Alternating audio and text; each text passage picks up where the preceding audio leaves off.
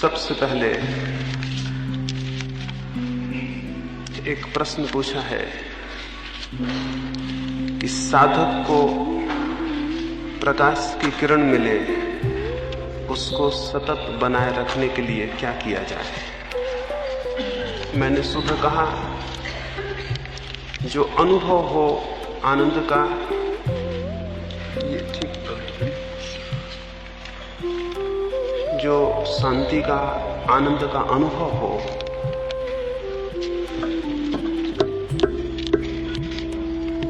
उसे हम सतत 24 घंटे अपने भीतर बनाए रखें। कैसे बनाए रखेंगे? दो रास्ते हैं। एक रास्ता तो है कि हम उस चित्त स्थिति को जो ध्यान में अनुभव हुई, उसका जब भी हमें अवसर मिले पुनः स्मरण करें। जैसे ध्यान के समय शांत श्वास ली है, जब भी दिन में समय मिले, जब आप कोई विशेष काम में नहीं लगे हैं, उस समय श्वास को धीमा कर लें और नाक के प्रति, नाक के पास जहां श्वास का कंपन हो, उसका थोड़ा सा स्मरण करें। उस स्मरण के साथ ही उस भाव को फिर से आरोपित कर लें कि आप आनंदित हैं, प्रफुल्लित हैं, शांत हैं, स्वस्थ हैं। उस भाव को पुनः स्मरण कर लें। जब भी स्मरण आ जाए, सोते समय, उठते समय, रास्ते पर जाते समय, जहां भी स्मरण आ जाए, उस भाव को पुनः आवर्तित कर लें। उसका परिणाम होगा कि दिन में अनेक बार वो स्मृति, वो स्मरण आपके भीतर आघात करेगा और कुछ समय में आपको उसे अलग से ही याद करने की जरूरत न रह जाएगी। वो आपके साथ वैसे रहने लगेगा जैसे श्वासें आपके साथ हैं। एक तो इस भाव स्थिति को बार बार स्मरण करना। जब भी ख्याल मिल जाए, बिस्तर पर लेट गए हैं, स्मरण आया है, ध्यान की स्थिति को वापस दोहराने का भाव कर लें। रास्ते पर घूमने गए हैं, रात्रि को चांद के नीचे बैठे हैं, किसी दरख्त के पास बैठे हैं, कोई नहीं है, कमरे में अकेले बैठे हैं, पुनः स्मरण कर लें। बस में सफर कर रहे हैं या ट्रेन में सफर कर रहे हैं, अकेले बैठे हैं, आंख बंद कर लें, उस भाव स्थिति को पुनः स्मरण कर लें। दिन के व्यस्त कामकाज में भी, दफ्तर में भी 2 मिनट के लिए कभी उठ जाएं, खिड़की के पास खड़े हो जाएं, गहरी सांस ले लें, उस भाव स्थिति को स्मरण कर लें। दिन में ऐसा अगर 10-25 बार, मिनट, आधा मिनट को भी उस स्थिति को स्मरण किया, तो उसका सातत्य घना होगा और कुछ दिनों में आप पाएंगे उसे स्मरण नहीं करना होता है, वो स्मरण बनी रहेगी। तो ये एक रास्ता, ध्यान में जो अनुभव हो उसे इस भांति निरंतर विचार के माध्यम से स्वयं की स्मृति में प्रवेश दिलाने का है। दूसरा रास्ता, रात्रि को सोते समय, जैसे अभी मैंने आपको संकल्प करने के लिए कहा है, जब संकल्प आपका प्रगाढ़ जिस रास्ते से होता है, उसी रास्ते से ध्यान की स्मृति को भी कायम रखा जा सकता है। जब ध्यान का एक अनुभव आने लगे तो रात्रि को सोते समय वही प्रक्रिया करें और उस वक्त ये भाव मन में दोहराएं कि ध्यान में मुझे जो भी अनुभव होगा उसकी स्मृति मुझे 24 घंटे बनी रहेगी।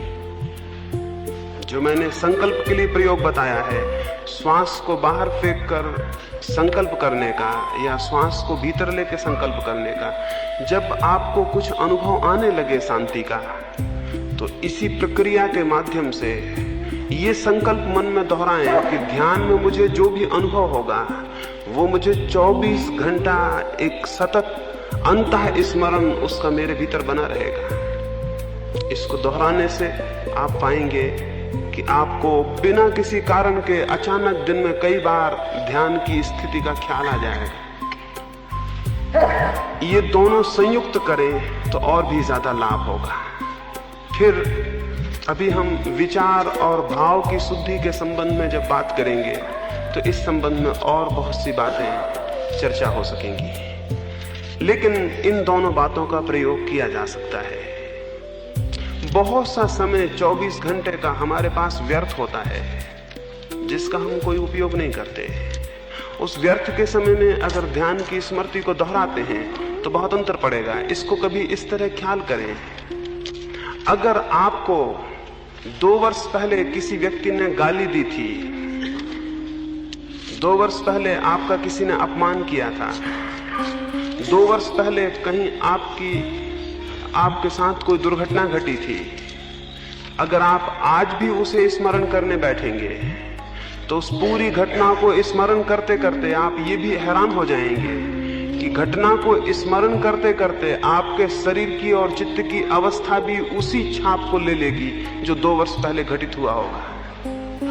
अगर 2 वर्ष पहले आपका कोई भारी अपमान हुआ था, आप आज बैठ के अगर उसका स्मरण करेंगे कि वो घटना कैसे घटी थी और कैसे अपमान हुआ था, तो आप स्मरण करते करते ही हैरान होंगे, आपका शरीर और आपका चित्त उसी अवस्था में पुनः पहुंच गया है और आप जैसे फिर से अपमान को अनुभव कर रहे हैं। हमारे चित्त में संग्रह है और वो विलीन नहीं होता। जो भी अनुभव होते हैं वे संग्रहित हो जाते हैं। अगर उनकी स्मृति को फिर से पुकारा जाए तो वे अनुभव जगाए जा सकते हैं और हम दोबारा उन्हीं अनुभूतियों में प्रवेश पा सकते हैं। मनुष्य के मन से कोई भी स्मृति नष्ट नहीं होती है। तो अगर आज सुबह आपको ध्यान में अच्छा लगा हो तो दिन में 10-5 बार उसका पुनर्स्मरण बहुत महत्वपूर्ण होगा। उस भांति वो स्मृति गहरी होगी और बार बार स्मरण आ जाने से वो चित्त की स्थायी स्वभाव का हिस्सा बनने लगेगी। इसे ये जो प्रश्न पूछा है, इस भांति अगर इस पर प्रयोग हुआ तो लाभ होगा और ये करना चाहिए। अक्सर मनुष्य की भूल ये है कि जो भी गलत है उसका तो वो स्मरण करता है और जो भी शुभ है उसका स्मरण नहीं करता। मनुष्य की बुनियादी भूलों में से एक ये है कि जो भी नकारात्मक है, निगेटिव है, उसका वो स्मरण करता है और जो भी विधायक है उसका स्मरण नहीं करता। आपको शायद ही वे क्षण याद आते हों जब आप प्रेम से भरे हुए थे, शायद ही वे क्षण याद आते हों जब आपने स्वास्थ्य की कोई बहुत अद्भुत अनुभूति की थी, शायद ही वे क्षण याद आते हों जब आप बहुत शांत हो गए थे। लेकिन आपको वे स्मरण रोज आते हैं जब आप क्रोधित हुए थे, जब आप अशांत हुए थे, जब किसी ने आपका अपमान किया था या आपने किसी से बदला लिया था। आप उन बातों को निरंतर स्मरण करते हैं जो घातक हैं और उनका स्मरण शायद ही होता हो जो कि आपके जीवन के लिए विधायक हो सकती हैं। विधायक अनुभूतियों का स्मरण बहुत बहुमूल्य है। उन अनुभूतियों को निरंतर स्मरण करने से 2 बातें होंगी। सबसे महत्वपूर्ण तो यह होगा कि अगर आप विधायक अनुभूतियों को स्मरण करते हैं तो उन अनुभूतियों के वापस पैदा होने की संभावना आपके भीतर बढ़ जाएगी। जो आदमी घृणा की बातों को बार बार याद करता हो, बहुत संभावना है आज भी घृणा की कोई घटना उससे घटेगी। जो आदमी उदासी की बातों को बार बार स्मरण करता हो, बहुत संभव है आज वो फिर उदास होगा, क्योंकि उसका एक तरह की झुकाव पैदा हो जाते हैं और वही बातें उसमें पुनरुक्त हो जाती हैं।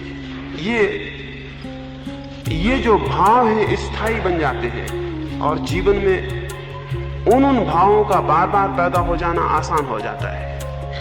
इसको अपने भीतर विचार करें कि आप किस तरह के भावों को स्मरण करने के आदी हैं। हर आदमी स्मरण करता है। किस तरह के भावों को आप स्मरण करने के आदी हैं? और ये स्मरण रखें कि अतीत के जिन भावों को आप स्मरण करते हैं, भविष्य में आप उन्हीं भावों को, बीजों को बो रहे हैं और उनकी फसल को काटेंगे। अतीत का स्मरण भविष्य के लिए रास्ता बन जाता है।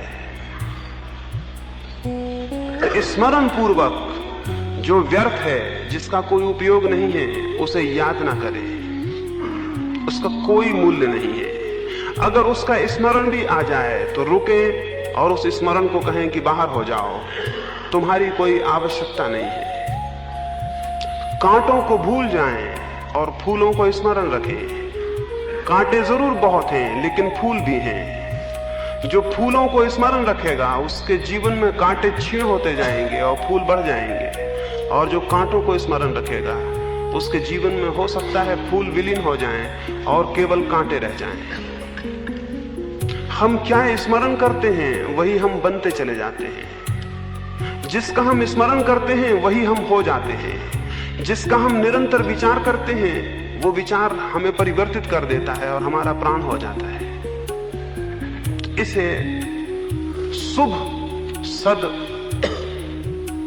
जो भी आपको श्रेष्ठ मालूम पड़े उसे स्मरण करें। और जीवन में इतना दरिद्र जीवन कोई भी नहीं है कि उसके जीवन में कोई शांति के, आनंद के, सौंदर्य के, प्रेम के क्षण न घटित हुए हों।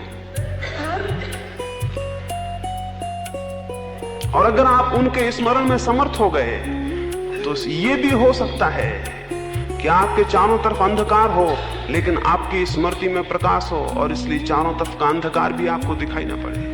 ये भी हो सकता है आपके चारों तरफ दुख हो लेकिन आपके भीतर कोई प्रेम की, कोई सौंदर्य की, कोई शांति की अनुभूति हो और आपको चारों तरफ का दुख भी दिखाई ना पड़े। ये संभव है।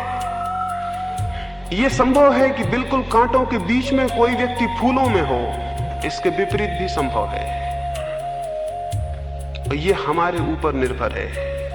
ये मनुष्य के ऊपर निर्भर है कि वो अपने को कहां स्थापित कर देता है, वो अपने को कहां बिठा देता है।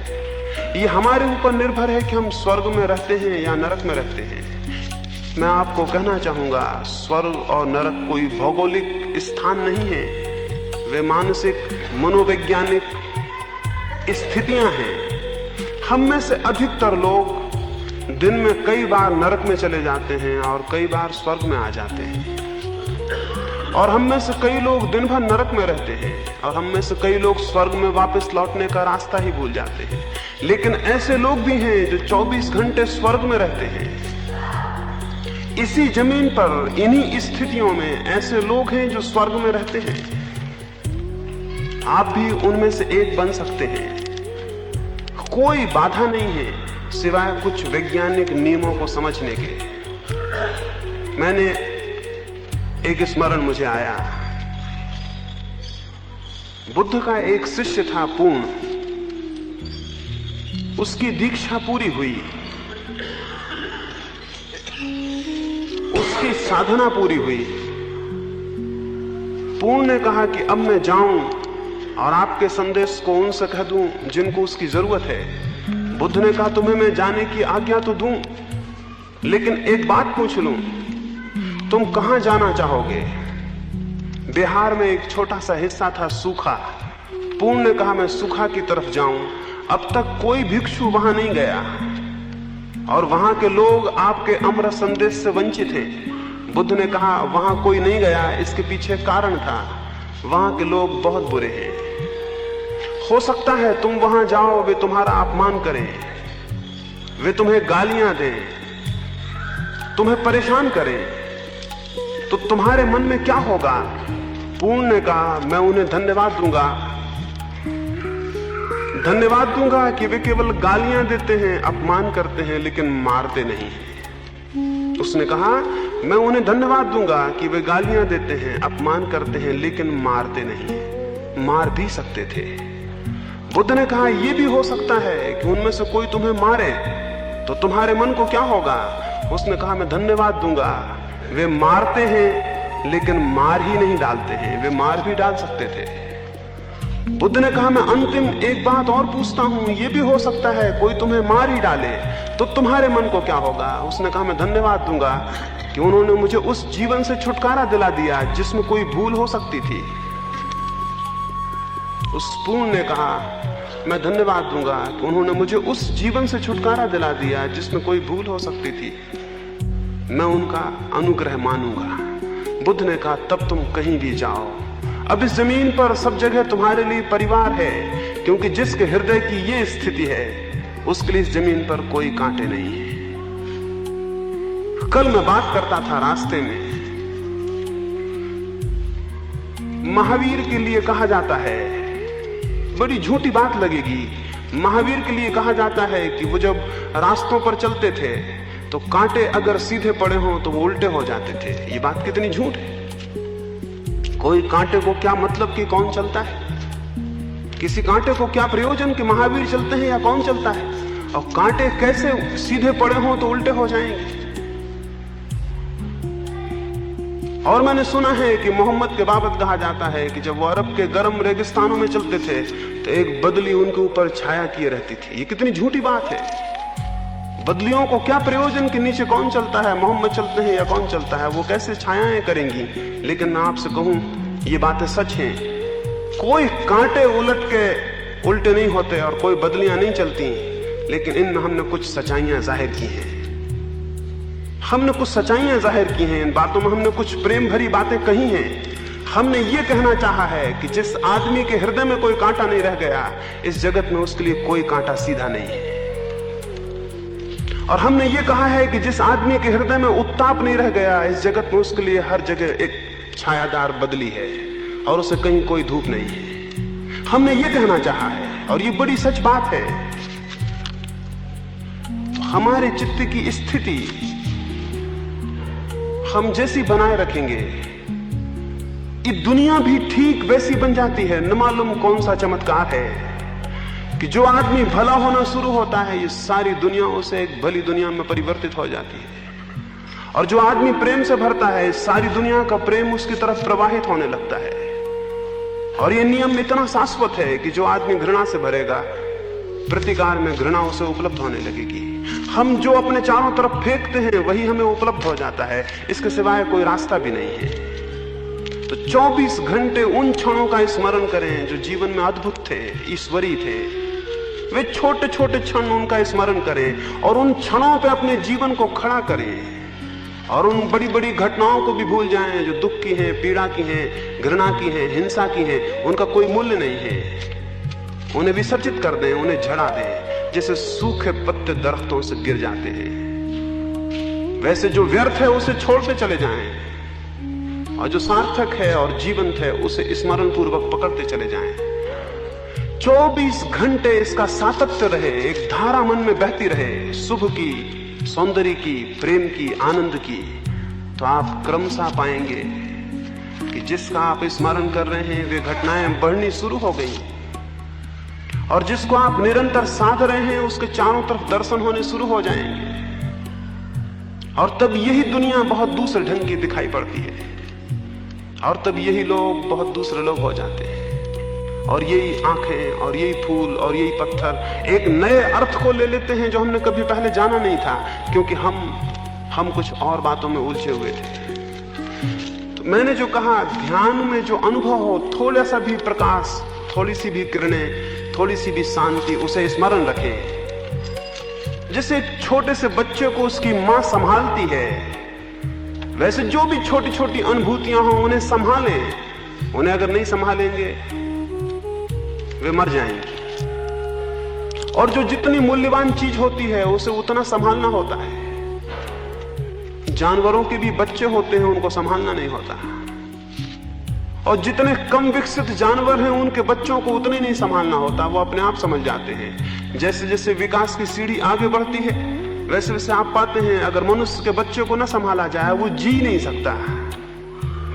मनुष्य के बच्चे को न संभाला जाए वो जी नहीं सकता, उसके प्राण समाप्त हो जाएंगे। जो जितनी श्रेष्ठ स्थिति है जीवन की, उसे उतने ही संभालने की जरूरत पड़ती है। तो जीवन में भी जो अनुभूतियां मूल्यवान हैं उनको उतना ही संभालना होता, उतने ही प्रेम से उनको संभालना होता है। तो छोटी सी भी अनुभव हो उन्हें संभालें। वैसे ही जिससे आपने पूछा कैसे संभालें, अगर मैं आपको कुछ हीरे दे दूं तो आप उन्हें कैसे संभालेंगे? अगर आपको कोई बहुमूल्य खजाना मिल जाए उसे आप कैसे संभालेंगे? उसे आप कैसे संभालेंगे? उसे आप कहां रखेंगे? उसे आप छिपा के रखना चाहेंगे, उसे अपने हृदय के करीब रखना चाहेंगे। एक भिखमंगा मरता था एक अस्पताल में, और जब पादरी उसके पास गया और डॉक्टरों ने कह दिया कि वो मरने को है, और पादरी उसके पास गया अंतिम भगवान की प्रार्थना करवाने के लिए, उससे कहा तुम हाथ जोड़ो। उसने एक ही हाथ उठाया, एक हाथ पे मुट्ठी बंद थी। पादरी ने कहा दोनों हाथ जोड़ो। उसने कहा क्षमा करें, दूसरा मैं नहीं खोल सकता हूं। वो आदमी मरने को है और दूसरा हाथ नहीं खोल रहा है। वो मर गया 2 क्षण बाद, हाथ खोला गया, कुछ गंदे सिक्के हुए इकट्ठे किए हुए था जिस पर उसने मुट्ठी बांधी हुई थी। कुछ गंदे सिक्के, उसे पता है मर रहा है लेकिन मुट्ठी बंधी हुई है। साधारण सिक्कों को हम संभालना जानते हैं, सब जानते हैं, और जो श्रेष्ठतम सिक्के हैं उन्हें संभालने का हमें कुछ पता नहीं। और हम उसी भिखमंगे की तरह हैं जो एक दिन मुट्ठी बंद किए हुए पाए जाएंगे, और जब उनकी मुट्ठी खोली जाएगी तो कुछ गंदे सिक्कों के सिवाय वहां कुछ भी नहीं मिलेगा। उन अनुभूतियों को संभालें, वे ही असली सिक्के हैं जिनने आपके जीवन को स्फुरना दी हो, प्रेरणा दी हो, आपके भीतर कुछ परिवर्तित किया हो, कुछ कंपित हुआ हो, कुछ श्रेष्ठ की तरफ आपके भीतर लपट पैदा हुई हो, और उन्हें इस भांति संभालें। ये 2 रास्ते मैंने कहे, क्रमशः प्रयोग करने से बात समझ में आ सकेगी।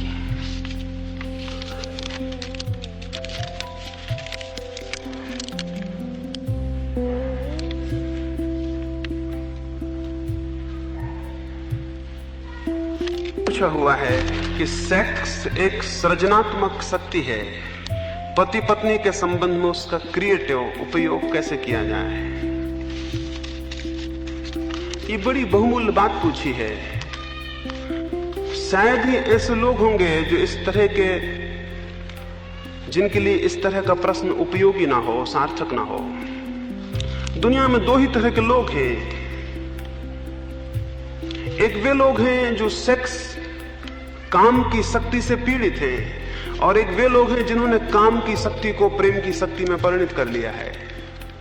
आप जान के हैरान होंगे, प्रेम और काम, प्रेम और सेक्स विरोधी चीजें हैं। जितना प्रेम विकसित होता है सेक्स क्षीण हो जाता है, और जितना प्रेम कम होता है उतना सेक्स ज्यादा हो जाता है। जिस आदमी में जितना ज्यादा प्रेम होगा उतना उसमें सेक्स विलीन हो जाएगा। अगर आप परिपूर्ण प्रेम से भर जाएंगे, आपके भीतर सेक्स जैसी कोई चीज नहीं रह जाएगी। और अगर आपके भीतर कोई प्रेम नहीं है तो आपके भीतर सब सेक्स है। सेक्स की जो शक्ति है उसका परिवर्तन, उसका उदात्तीकरण प्रेम में होता है।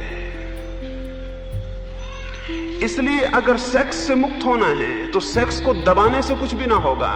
उसे दबा के कोई पागल हो सकता है, और दुनिया में जितने पागल हैं उसमें से 100 में से 90 संख्या उन लोगों की है जिन्होंने सेक्स की शक्ति को दबाने की कोशिश की है। और यह भी शायद आपको पता होगा कि सभ्यता जितनी विकसित होती है उतने पागल बढ़ते जाते हैं, क्योंकि सभ्यता सबसे ज्यादा दमन सेक्स का करवाती है। सभ्यता सबसे ज्यादा दमन, सप्रेशन सेक्स का करवाती है, और इसलिए हर आदमी अपने सेक्स को दबाता है, सिकोड़ता है। वो दबा हुआ सेक्स विक्षिप्तता पैदा करता है, अनेक बीमारियां पैदा करता है, अनेक मानसिक रोग पैदा करता है। सेक्स को दबाने की जो भी चेष्टा है वो पागलपन है। ढेर साधु पागल होते पाए जाते हैं, उसका कोई कारण नहीं है सिवाय इसका कि वो सेक्स को दबाने में लगे हुए हैं, और उनको पता नहीं है सेक्स को दबाया नहीं जाता। प्रेम के द्वार खोलें तो जो शक्ति सेक्स के मार्ग से बहती थी वो प्रेम के प्रकाश में परिणित हो जाएगी। जो सेक्स की लपटें मालूम होती थी वो प्रेम का प्रकाश बन जाएंगी।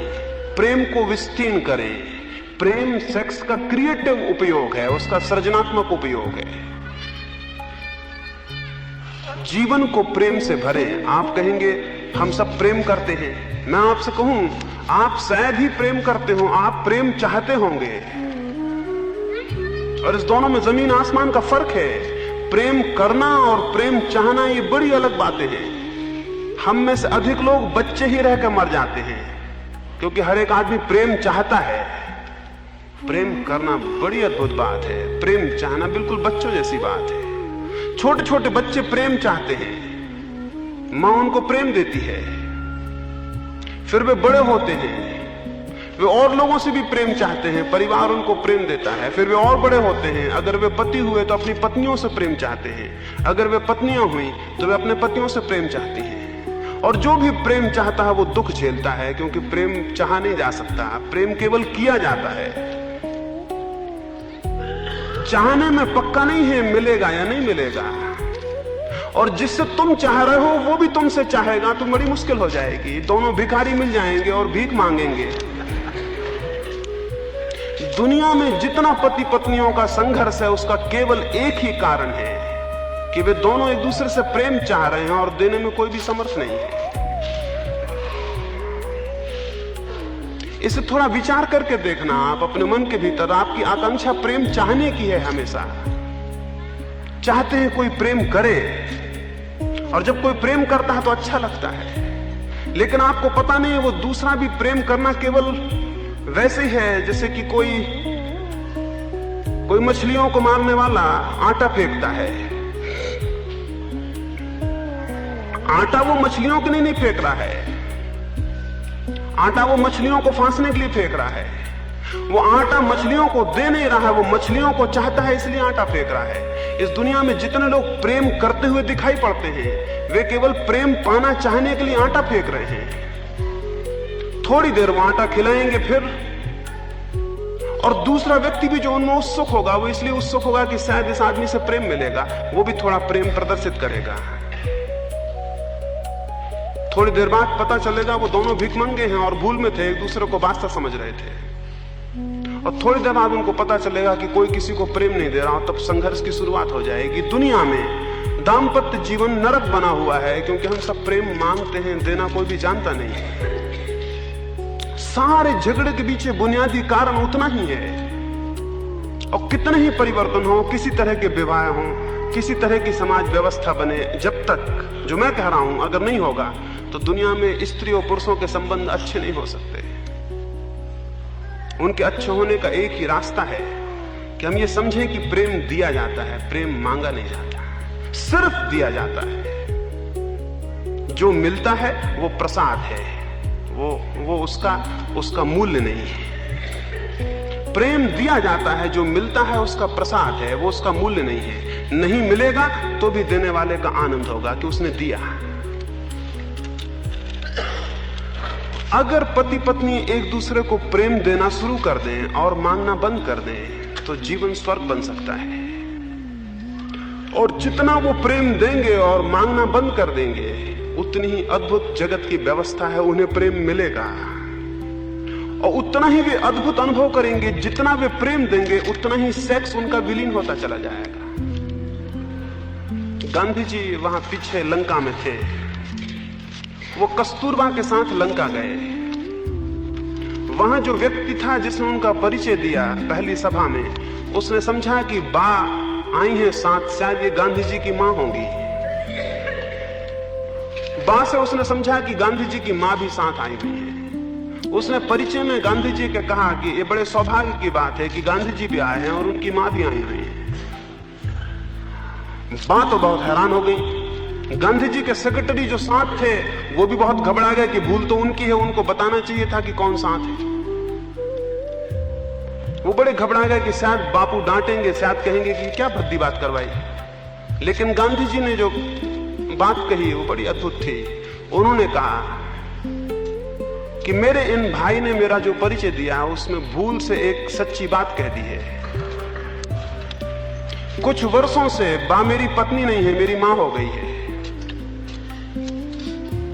उन्होंने कहा कुछ वर्षों से बा मेरी पत्नी नहीं है, मेरी मां हो गई है। सच्चा सन्यासी वो है जिसकी एक दिन पत्नी मां हो जाए, पत्नी को छोड़ के भाग जाने वाला नहीं। सच्चा सन्यासी वो है जिसकी एक दिन पत्नी मां बन जाए। सच्ची सन्यासिनी वो है जो एक दिन अपने पति को अपने पुत्र की तरह अनुभव कर पाए। एक पुराने ऋषि सूत्रों में एक अद्भुत बात कही गई है। पुराना ऋषि कभी आशीर्वाद देता था कि तुम्हारे 10 पुत्र हों और ईश्वर करे 11वां पुत्र तुम्हारा पति हो जाए। बड़ी अद्भुत बात थी। ये आशीर्वाद देते थे वधू को विवाह करते वक्त कि तुम्हारे 10 पुत्र हों और ईश्वर करे तुम्हारा 11वां पुत्र तुम्हारा पति हो जाए। ये अद्भुत कौम थी और अद्भुत विचार थे। इसके पीछे बड़ा रहस्य था। अगर पति और पत्नी में प्रेम बढ़ेगा तो वे पति पत्नी नहीं रह जाएंगे, उनके संबंध कुछ और हो जाएंगे और उनसे सेक्स विलीन हो जाएगा और वे संबंध प्रेम के होंगे। जब तक सेक्स है तब तक शोषण है। सेक्स शोषण है और जिसको हम प्रेम करते हैं उसका शोषण कैसे कर सकते हैं?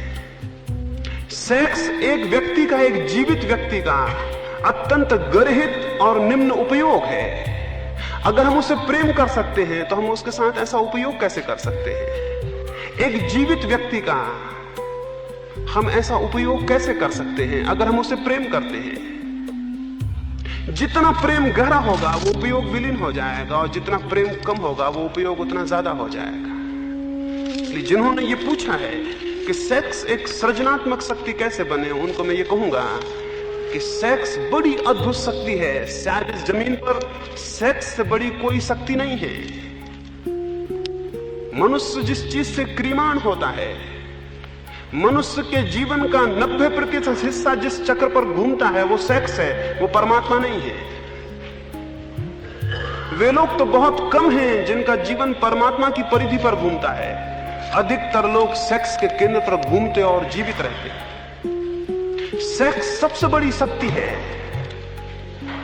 यानी अगर हम ठीक से समझें तो मनुष्य के भीतर सेक्स के अतिरिक्त और शक्ति ही क्या है जो उसे गतिमान करती है, परिचालित करती है। इस सेक्स की शक्ति को ही प्रेम में परिवर्तित किया जा सकता है और यही शक्ति परिवर्तित होकर परमात्मा तक पहुंचने का मार्ग बन जाती है।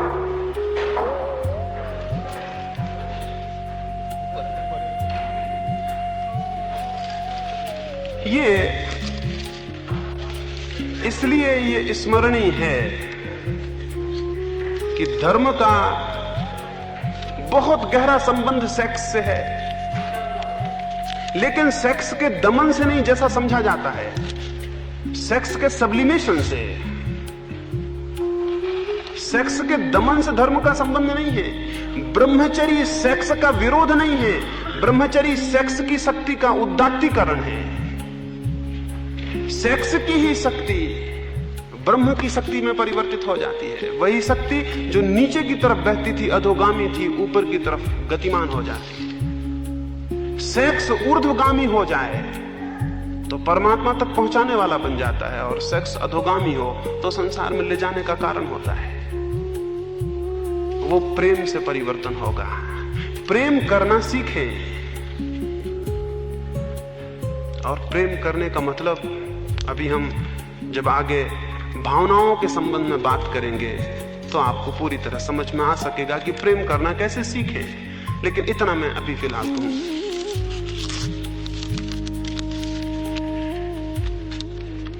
पूछा है कि संत या साधु मिलजुल कर एक टीम के रूप में काम क्यों नहीं करते। बहुत अच्छा पूछा है।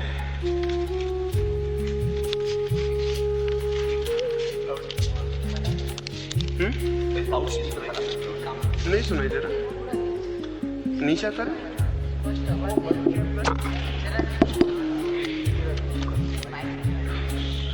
कि संत लोग, वे लोग जिन्हें सत्य उपलब्ध हुआ है, एक साथ मिलजुल कर काम क्यों नहीं करते। मैं आपको कहूं कि संतों ने आज तक मिलजुल कर ही काम किया है। और मैं आपको यह भी कहूं कि न केवल जीवित संतों ने मिलजुल कर काम किया है, लेकिन 2500 वर्ष पहले जो संत मर गए हैं वो भी उनके साथ आज काम कर रहे हैं जो जिंदा हैं। यानी न केवल समसामयिक रूप से कंटेम्पररी संत साथ काम करते हैं, बल्कि ऐतिहासिक रूप से, ट्रेडिशनल रूप से संतों का काम एक साथ है। मैं जो कह रहा हूं अगर वो सच है तो उसके पीछे बुद्ध और महावीर और कृष्ण और क्राइस्ट के हाथ हैं। अगर जो मैं कह रहा हूं वो सच है तो उनकी आवाज उसमें मिली जुली है। और अगर मेरी आवाज में कोई ताकत मालूम होती है तो वो मेरी अकेले की नहीं हो सकती, वो उन सारे लोगों की है जिन्होंने कभी भी उन शब्दों को कहा होगा। लेकिन जो संत नहीं है वे जरूर कभी साथ मिलकर काम नहीं कर सकते। और ऐसे बहुत से संत हैं जो संत नहीं है लेकिन संत मालूम होते हैं। उस हालत में दुर्जन लोग मिलकर काम कर सकते हैं, लेकिन वैसे तथाकथित साधु मिलकर काम नहीं कर सकते हैं। क्यों नहीं कर सकते हैं? उनका संतत्व अहंकार के विसर्जन से पैदा नहीं हुआ है। उनका संतत्व भी अहंकार की तृप्ति का एक माध्यम है, और जहां अहंकार है वहां मिलन नहीं होता, और जहां अहंकार है वहां कोई मिलन हो ही नहीं सकता, क्योंकि अहंकार हमेशा ऊपर होना चाहता है।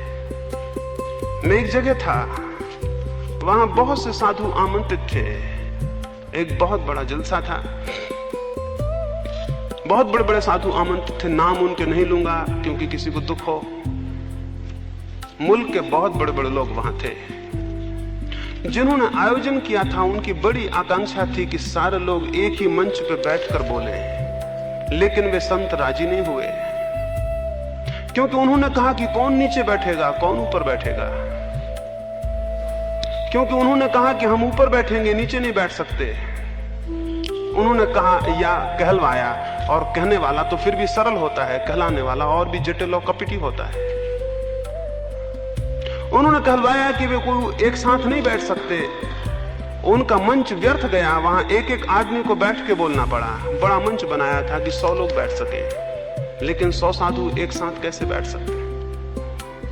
उसमें कोई शंकराचार्य थे जो कि बिना अपने सिंहासन के नीचे नहीं बैठ सकते, और अगर वे नीचे नहीं बैठ सकते हैं तो उनके सिंहासन के बगल में दूसरे संत कैसे बैठ सकते हैं नीचे? और तब बड़ी हैरानी होगी कि जिनको अभी कुर्सियों में भी ऊंचाइयां और नीचाइयां हैं, और जिन्हें अभी इसमें भी माप तौल है कि कौन कितना ऊंचा बैठा है, कौन कितना नीचे बैठा है, इनके चित्त कहां बैठे होंगे ये पता चल सकता है। दो साधु इसलिए आपस में मिल नहीं सकते कि पहले कौन नमस्कार करेगा, क्योंकि पहले कौन हाथ जोड़ेगा, क्योंकि जो हाथ जोड़ेगा वो नीचा हो जाएगा। हद आश्चर्य की बात है, हम मानते रहे सदा से कि जो पहले हाथ जोड़ ले वो ऊंचा है, लेकिन वो संत समझते हैं कि जो पहले हाथ जोड़ेगा वो नीचा हो जाएगा। मैं एक बड़े साधु के सत्संग में था, एक बहुत बड़े राजनीतिज्ञ भी वहां गए हुए थे। उन साधु को तो ऊपर तख्त पे बिठाया गया था, हम सारे लोग नीचे बैठे थे। सत्संग शुरू हुआ। उन राजनीतिज्ञ ने कहा कि मैं सबसे पहले ये पूछूं कि हम नीचे बैठे हैं, आप ऊपर क्यों बैठे हैं? अगर आप भाषण भी कर रहे होते तब भी ठीक था, ये तो सत्संग है, वार्ता होगी, और आप इतने ऊपर चढ़े हैं कि बातचीत मुश्किल ही होगी। आप कृपा करके नीचे आ जाएं। लेकिन वे साधु नीचे नहीं आ सके, और उस राजनीतिज्ञ ने पूछा अगर नीचे ना आ सकते हो, कोई ऐसा कारण हो तो हमें समझाएं कि ऊपर बैठने का कारण क्या है। वे खुद तो नहीं बोल सके, बहुत घबरा गए। उनके एक साधु ने उत्तर दिया कि ये परंपरागत है कि वे ऊपर बैठे। उस राजनीतिज्ञ ने कहा कि ये आपके गुरु होंगे लेकिन हमारे गुरु नहीं हैं। उस राजनीतिज्ञ ने यह भी कहा हमने हाथ जोड़ के नमस्कार किया, आपने हाथ नहीं जोड़े, आपने हमको आशीर्वाद दिया। अगर समझ लीजिए कोई दूसरा साधु मिलने आया होता और आप आशीर्वाद देते तो झगड़ा हो जाता। आपको भी हाथ जोड़ने चाहिए। उत्तर मिला कि वे हाथ नहीं जोड़ सकते हैं क्योंकि ये परंपरागत नहीं है। वो बात इतनी खराब हो गई कि वो गोष्ठी आगे चल ही नहीं सकती थी। मैंने उन साधु को कहा कि मुझे आज्ञा दें कि मैं इन राजनीतिक को थोड़ी सी बातें कहूं। उन्होंने मुझे आज्ञा दी, वो चाहे कि चलो ये निपटारा हुआ, बात आगे बढ़े, यहां से खत्म हो। मैंने उन राजनीतिकों को कहा आपको सबसे पहले आके ये क्यों दिखाई पड़ा कि वो ऊपर बैठे हुए हैं? सबसे पहले आपको ये कैसे दिखाई पड़ा कि वो ऊपर बैठे हुए हैं? और मैंने कहा क्या मैं कृपा करके ये पूछूं, आपको ये दिखाई पड़ा कि वो ऊपर बैठे हैं या आपको ये दिखाई पड़ा कि मैं नीचे बिठाया गया हूं? क्योंकि ये भी हो सकता था आप भी ऊपर बिठाए गए होते। तो मैं नहीं समझता कि आपने ये प्रश्न पूछा होता। हम सारे लोग नीचे होते और आप भी उनके साथ ऊपर होते, तो मैं नहीं समझता कि ये प्रश्न आपने पूछा होता। इसलिए दिक्कत उनके ऊपर बैठने से नहीं है, दिक्कत आपके नीचे बैठने से है।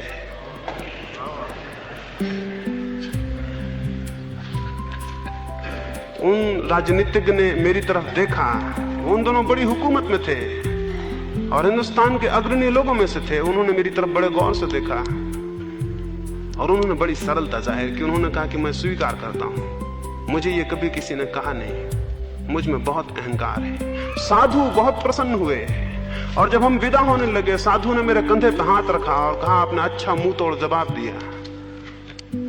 मैंने उनको कहा कि वो जवाब उनके लिए नहीं था, वो आपके लिए भी था।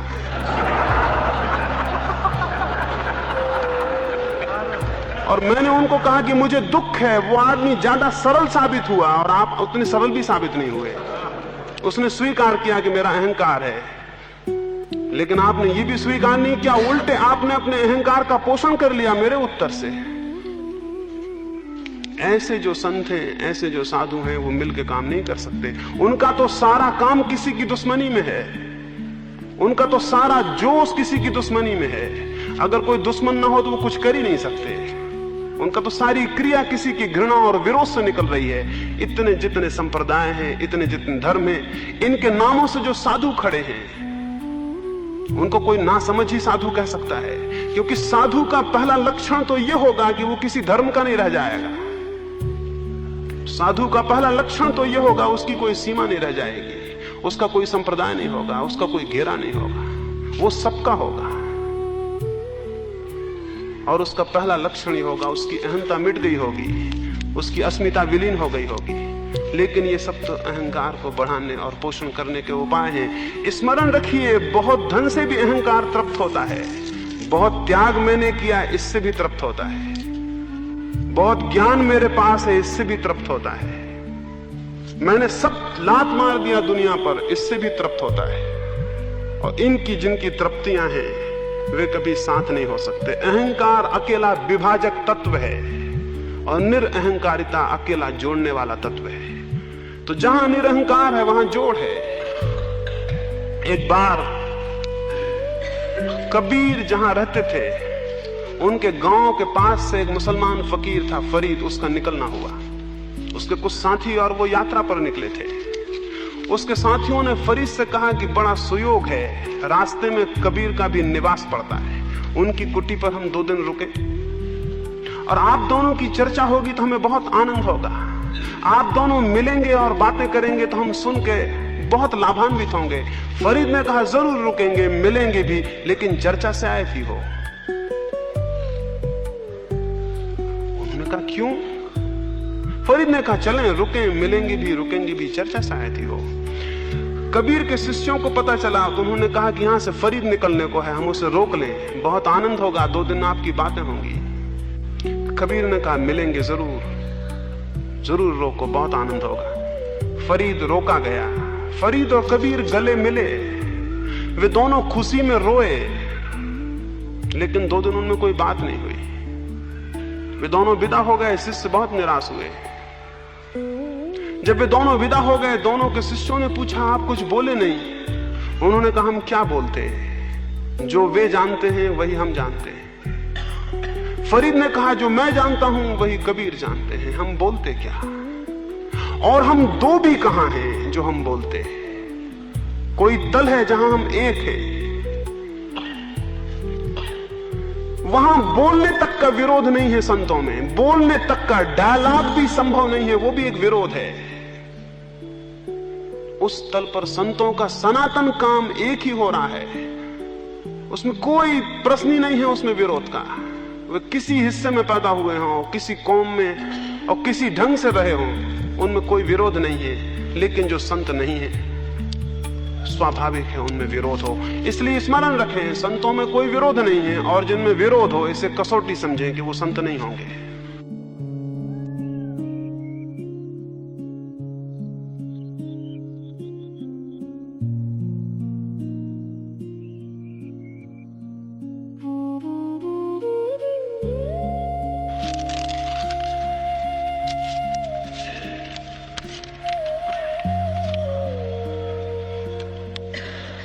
पूछा है कि आपका अंतिम ध्येय या लक्ष्यांक क्या है? मुझसे पूछा है कि मेरा क्या लक्ष्य है। मेरा कोई लक्ष्य नहीं है, इसलिए कोई लक्ष्य नहीं है।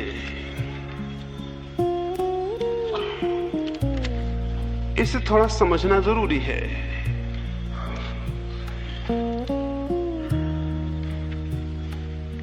जीवन में दो तरह के क्रियाएं होती हैं। एक क्रिया होती है जो वासना से उद्भूत होती है, एक क्रिया होती है जो वासना से उद्भूत होती है, उसमें लक्ष्य होता है। और एक क्रिया होती है जो प्रेम से या करुणा से उद्भूत होती है, उसमें कोई लक्ष्य नहीं होता। अगर किसी मां से कोई पूछे कि तुम अपने बच्चे को प्रेम करती हो, इसमें लक्ष्य क्या है, तो मां क्या कहेगी? मां कहेगी लक्ष्य का कोई पता नहीं, बस हम प्रेम करते हैं और प्रेम करना आनंद है। यूं भी नहीं कि आज प्रेम करेंगे तो कल आनंद मिलेगा, प्रेम किया वो आनंद था। तो एक तो क्रिया होती है जो वासना से उद्भूत होती है। मैं यहां बोल रहा हूं, मैं इसलिए बोल सकता हूं कि इस बोलने से मुझे कुछ मिलेगा, फिर चाहे वो मिलना रुपए के सिक्कों में हो, यश के सिक्कों में हो, आदर के सिक्कों में हो, प्रतिष्ठा के रूप में हो, वो मिलना किसी रूप में हो। मैं इस कारण से बोल सकता हूं कि मुझे कुछ मिलेगा, तो वो लक्ष्य होगा। मैं केवल इस कारण से बोल सकता हूं कि मैं बिना बोले नहीं रह सकता, कुछ हुआ है भीतर और वो बंटने को उत्सुक है। मैं इसलिए बोल सकता हूं जैसे कि फूल खिल जाते हैं और अपनी गंध फेंक देते हैं, उनसे कोई पूछे लक्ष्य क्या है, कोई भी लक्ष्य नहीं है। वासना से कुछ क्रियाएं उद्भूत होती हैं, तब उनमें लक्ष्य होता है। करुणा से भी कुछ क्रियाएं उद्भूत होती हैं, तब उनमें कोई लक्ष्य नहीं होता।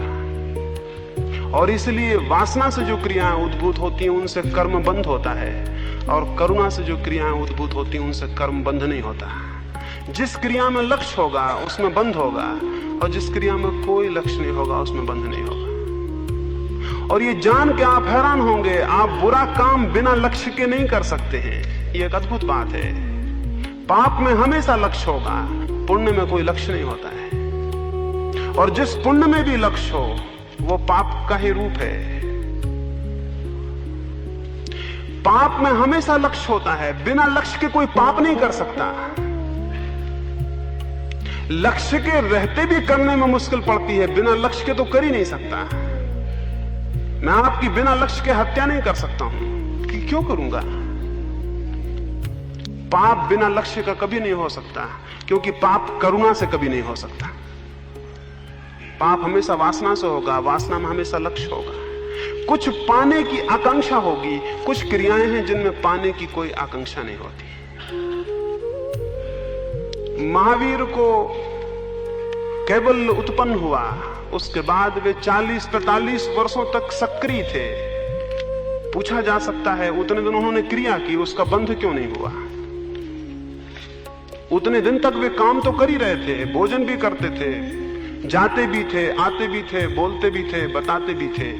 40-45 वर्षों तक निरंतर सक्रिय थे, तो उस क्रिया का उन पर फल क्यों नहीं हुआ? बुद्ध को निर्वाण उपलब्ध हुआ, उसके बाद वो भी 40 वर्षों तक सक्रिय थे, उसका बंध क्यों नहीं हुआ? क्योंकि उस सक्रियता में कोई लक्ष्य नहीं था। लक्ष्य शून्य क्रियाएं थी, वे मात्र करुणा थी। मैं कई दफा सोचता हूं कि मैं आपसे क्यों बोल रहा हूं, इसमें क्या प्रयोजन हो सकता है? मुझे कोई प्रयोजन खोजे नहीं मिलता, सिवाय इसके कि मुझे कुछ दिखाई पड़ रहा है, और ये एक मजबूरी है कि उसे बिना कहे नहीं रहा जा सकता, क्योंकि उसे बिना कहे केवल वही रह सकता है जिसमें हिंसा शेष रह गई हो, वो हिंसा होगी। मैंने सुबह आपको एक कहानी कही। अगर आपके हाथ में एक सांप को लिए हुए मैं देखूं और आपसे बिना कुछ कहे अपने रास्ते चला जाऊं कि मेरा लक्ष्य क्या है, तो ये तभी संभव है जब मेरे भीतर अति हिंसा हो, अति क्रूरता हो। अन्यथा मैं कहूंगा कि ये सांप है, इसे छोड़ दें। और कोई अगर मुझसे पूछे कि आप क्यों कह रहे हैं कि ये सांप है, इसे छोड़ दें, आपका क्या लक्ष्य है, तो मैं कहूंगा कोई भी लक्ष्य नहीं है सिवाय इसके कि मेरी अंतरात्मा को संभव नहीं है कि इस स्थिति में बिना कहे रह जाए। यानी उत्प्रेरणा बाहर नहीं है कि कोई लक्ष्य हो, प्रेरणा आंतरिक है जिसका कोई लक्ष्य नहीं होता है। हैरान होंगे आप, जब भी लक्ष्य होता है तो प्रेरणा कहीं बाहर होती है, और जब कोई लक्ष्य नहीं होता तो प्रेरणा कहीं भीतर होती है। यानी कुछ चीजें होती हैं जो हमें खींचती हैं तब लक्ष्य होता है, और कुछ चीजें होती हैं जो हमें भीतर से धकाती हैं तब कोई लक्ष्य नहीं होता। करुणा और प्रेम हमेशा लक्ष्य शून्य है, और वासना और इच्छा हमेशा लक्ष्यपूर्ण है। इसलिए ज्यादा ठीक होता है कहना कि वासना खींचती है बाहर से, जैसे मैं रस्सी बांध के आपको खींचूं। ये खींचना है, वासना खींचती है रस्सी की तरह, कोई बांध ले और खींचे। इसलिए वासना जिसके भीतर है उसे हमारे ग्रंथ पशु कहते हैं। पशु का अर्थ है जो पास से बंधा है, जो किसी चीज से बंधा है और खींचा जा रहा है। पशु का मतलब जानवर, एनिमल नहीं है। पशु का मतलब है जो किसी पास से बंधा है और खींचा जा रहा है। तो जब तक हमें कोई लक्ष्य खींच रहा है कोई वासना का, तब तक हम पास से बंधे हैं और पशु हैं, और मुक्त नहीं है। मुक्ति जो है पशु का विरोधी शब्द है, मोक्ष जो है पशुता का विरोधी शब्द है, क्योंकि पशु का अर्थ है बंधन में बंधे हुए खींचे जाना, और मुक्त का अर्थ है किसी बंधन से ना खींचना, अपने भीतर से गति को उत्पन्न कर लेना। मुझे कोई लक्ष्य नहीं है, इसलिए अगर इसी वक्त मेरा प्राण निकल जाए तो मुझे एक क्षण को भी ऐसा नहीं लगेगा कि कोई काम अधूरा रह गया। अगर इसी वक्त मर जाऊं यहीं बैठे बैठे, तो एक क्षण को भी ये ख्याल नहीं आएगा कि जो बात मैं कह रहा था वो अधूरी रह गई, क्योंकि कोई काम तो था ही नहीं, उसमें कुछ पूरा करने का कोई प्रश्न नहीं था। जब तक सांस थी वो काम पूरा हुआ, नहीं सांस रही तो वो काम वहीं रह गया, उसमें कोई प्रयोजन नहीं था, कुछ अधूरा नहीं रहा। कोई लक्ष्य नहीं है सिवाय इसके कि एक अंतः प्रेरणा है, एक आंतरिक मजबूरी है, एक आंतरिक व्यवस्था है, और वो उससे जो कुछ होगा वो होगा। ऐसी स्थिति को हम अपने मुल्क में ये कहते हैं कि ऐसे व्यक्ति ने अपने को ईश्वर के हाथ में सौंप दिया, अब ईश्वर की जो मर्जी हो उससे करा ले, उसका अपना कोई लक्ष्य नहीं है। ये कहने का ढंग भर है कि ईश्वर की मर्जी जो हो उससे करा ले, इसका मतलब केवल इतना ही है कि उसका अपना कोई लक्ष्य नहीं रहा, उसने अनंत सत्ता के हाथ में अपने जीवन को छोड़ दिया। अब जो होगा वो होगा, वो अनंत सत्ता की जिम्मेवारी है, उसकी अपनी कोई जिम्मेवारी नहीं है। ये जो आपने पूछा ये अच्छा ही पूछा। इस माध्यम से मैं आपसे ये कहना चाहूंगा कि जीवन को वासना से करुणा में परिणित करें, एक ऐसा जीवन बनाएं जिसमें लक्ष्य तो न रह जाए, एक अंतः प्रेरणा प्रविष्ट हो जाए। एक ऐसा जीवन बनाएं जिसमें कुछ पाने की तो आकांक्षा न रह जाए, कुछ देने की आकांक्षा प्रबल हो जाए, जिसको मैंने प्रेम कहा।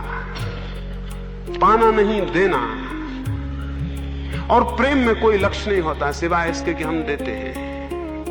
जिसको मैंने प्रेम कहा उसको ही मैंने दूसरे शब्दों में करुणा कहा। तो आप कह सकते हैं कोई लक्ष्य नहीं है सिवाय इसके कि प्रेम है, और प्रेम का कोई लक्ष्य नहीं होता, क्योंकि प्रेम स्वयं अपना लक्ष्य है।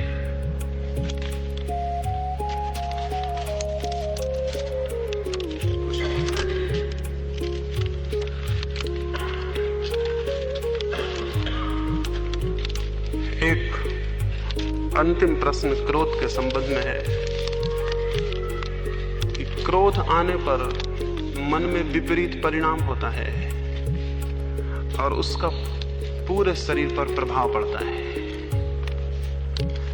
इस स्थिति में शरीर में किस ग्रंथि का निर्माण होता है? सुबह मैंने बात की है, मैं आपको ये कहा हूं, क्रोध तो केवल एक उदाहरण के लिए लिया था। सारे भावावेग शक्तियां हैं, और अगर उन शक्तियों का कोई सृजनात्मक उपयोग न हो तो वे शरीर के किसी अंग को, चित्त की किसी स्थिति को विकृत करके अपनी शक्ति को व्यय कर लेते हैं। शक्ति का व्यय होना जरूरी है। जो शक्ति बिना व्यय की हुई भीतर रह जाएगी वो ग्रंथि बन जाएगी। ग्रंथि का मतलब वो गांठ बन जाएगी, वो बीमारी बन जाएगी। समझे? क्रोध की ही बात नहीं है। अगर मेरे भीतर प्रेम देना हो और मैं प्रेम ना दे पाऊं किसी को, तो प्रेम गांठ बन जाएगा। अगर मेरे भीतर क्रोध हो और मैं क्रोध ना कर पाऊं तो क्रोध गांठ बन जाएगा। अगर मेरे भीतर भय पैदा हो और मैं भय प्रकट ना कर पाऊं तो भय गांठ बन जाएगा। सारे भावावेश भीतर एक शक्ति को उत्पन्न करते हैं, उस शक्ति का निष्कासन चाहिए। निष्कासन दो तरह से हो सकता है, एक नेगेटिव रास्ता है, एक नकारात्मक रास्ता है। जैसे एक आदमी को क्रोध आया, नकारात्मक रास्ता यह है कि वो गया और उसने पत्थर चलाए, लकड़ी मारी, गालियां बकी। ये नकारात्मक इसलिए है कि इसकी शक्ति तो वह हुई, लेकिन फल इसे कुछ भी नहीं मिला। फल ये मिलेगा कि जिसको ये गाली देगा वो दुगनी भजन की गाली इसको लौटाएगा।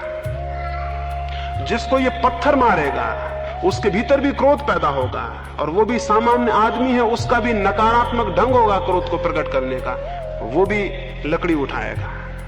अगर आपने किसी के पत्थर मारा है तो बड़ा पत्थर आपको मारेगा। क्रोध का नकारात्मक उपयोग और क्रोध को पैदा करेगा। शक्ति वह होगी, फिर से क्रोध पैदा होगा, और नकारात्मक आदत फिर क्रोध करवाएगी, फिर शक्ति वह होगी, फिर विपरीत उत्तर में फिर क्रोध पैदा होगा। क्रोध की श्रृंखला अनंत होगी, उसमें केवल शक्ति ही वह होती जाएगी, परिणाम कुछ भी नहीं होगा। क्रोध की श्रृंखला को तभी आप तोड़ सकते हैं जब आप क्रोध का कोई सक्रिय उपयोग कर लें, कोई सृजनात्मक उपयोग कर लें। इसलिए महावीर ने कहा है, जो घृणा करता है वो घृणा उत्तर में पाता है, जो क्रोध करता है वो क्रोध को पैदा करता है, जो वैर करता है वो वैर को जन्म देता है। और इस श्रृंखला का कोई अंत नहीं है, और इसमें केवल शक्ति ही वह हो सकती है। परिणाम क्या हो सकता है समझ लें। मैं क्रोध करूं, आप उत्तर में मुझे क्रोध दें, मैं फिर पुनः क्रोध करूं, आप फिर उत्तर में मुझे क्रोध दें, परिणाम क्या होगा? हर क्रोध मुझे छीन करेगा और मेरी शक्ति को वह कर जाएगा। इस वजह से सभ्यता ने नियम बनाया कि क्रोध मत करो। इस वजह से सभ्यता ने नियम बनाया कि किसी पर क्रोध जाहिर मत करो। ये नियम तो अच्छा है, इससे क्रोध जाहिर तो नहीं होगा, श्रृंखला तो नहीं बनेगी, लेकिन वो शक्ति मेरे भीतर, वो शक्ति का वेग घूमेगा, वो कहां जाएगा? वो कहां जाएगा? पशुओं की आंख आपने देखी है, खूंखार से खूंखार पशु की आंख आपसे ज्यादा निर्मल होती है। एक हिंसक पशु की आंख भी मनुष्य की आंख से ज्यादा निर्मल होती। क्या बात है? वहां दमित वेग कुछ भी नहीं है। क्रोध आता है तो उसे प्रकट करता है, चिल्लाता है, आवाज करता है, हमला करता है, निकाल देता है। वो सभ्य नहीं है, उसका जो होता है निकाल देता है। बच्चों की आंखों में जो निर्मलता होती है उसका क्या कारण है? उनको जो होता है उसे वो निकाल देते हैं, उनकी कोई ग्रंथियां पैदा नहीं होती। अगर उन्हें क्रोध आता है तो क्रोध निकाल देते हैं, अगर ईर्षा होती तो ईर्षा निकाल देते हैं, अगर किसी बच्चे का खिलौना छीनना है तो उसको छीन लेते हैं।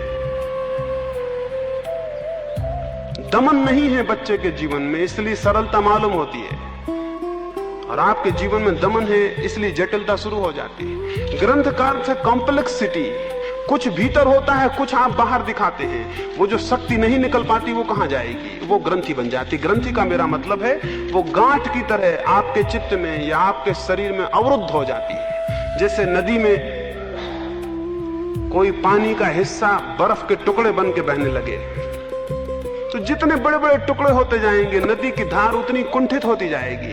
अगर सब बर्फ हो जाए तो नदी जम के वहीं समाप्त हो जाएगी।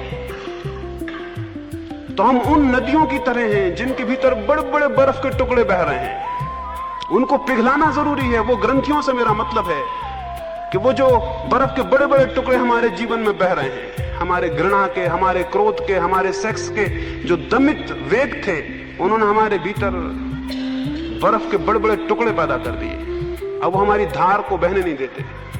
कुछ की तो धारें ऐसी हैं कि सब बर्फ ही बर्फ हो गया है, वहां कोई धार ही नहीं है। उसको पिघलाने की जरूरत है, और उसको पिघलाने के लिए मैंने कहा सृजनात्मक उपयोग करना चाहिए। और सृजनात्मक उपयोग के लिए मैंने दो रास्ते बताए। एक तो पिछले वेग को कैसे विसर्जित करें, और नए वेग का कैसे सृजनात्मक उपयोग करें। अब ये देखिए, आप छोटे बच्चे हैं, उनमें बड़ा वेग होता है, बड़ी शक्ति होती।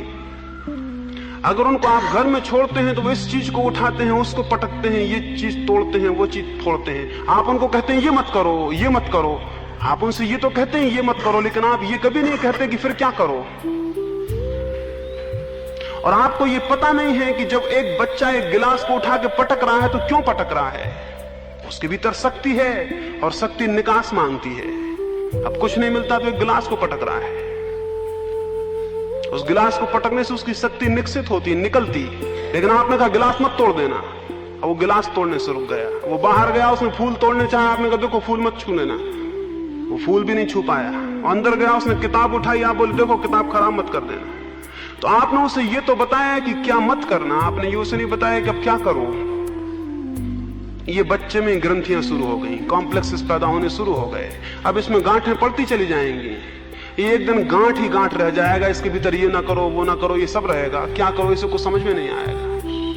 मेरा कहना यह है सृजनात्मक उपयोग का, इसे ये बताओ कि क्या करो। अगर ये गिलास उठा के पटक रहा है तो इसका मतलब है कि इसके पास शक्ति है और कुछ करना चाहता है।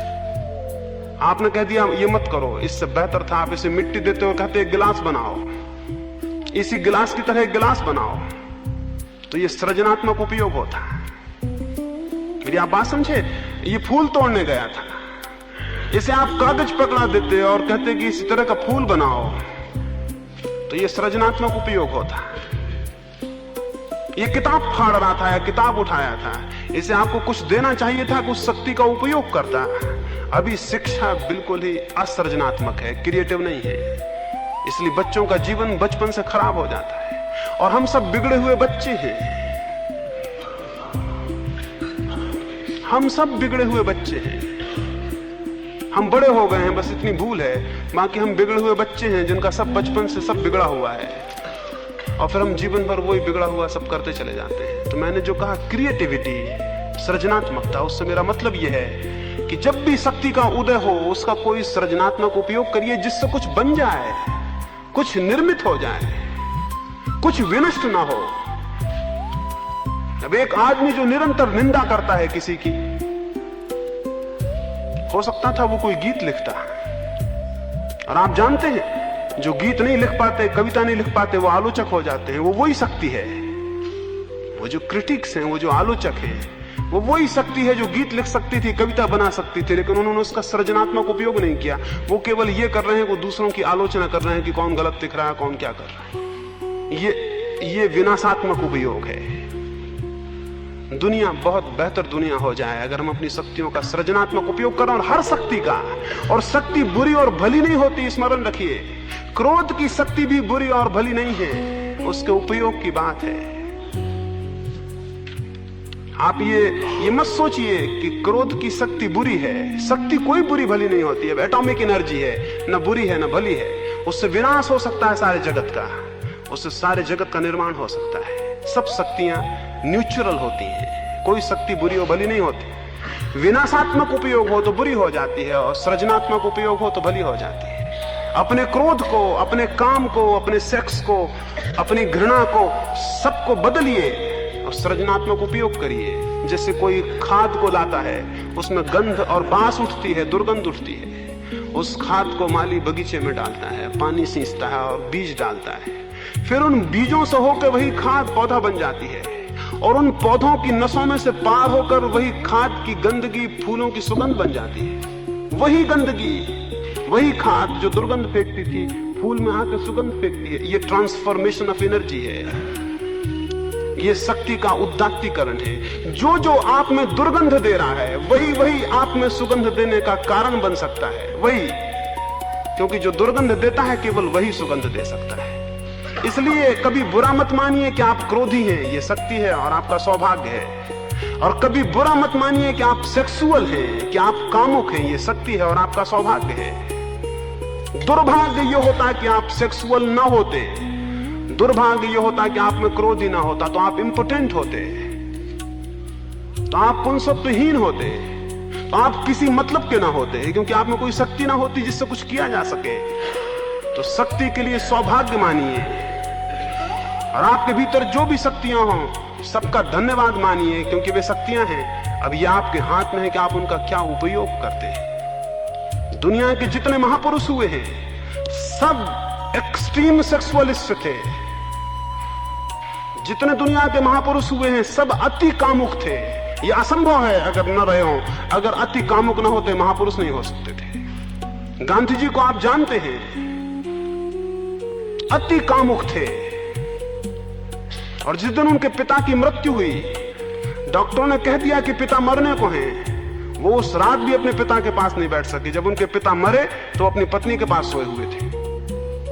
और डॉक्टर कहे कि पिता मरने को हैं, और उस रात भी वो पिता के पास नहीं बैठ सके।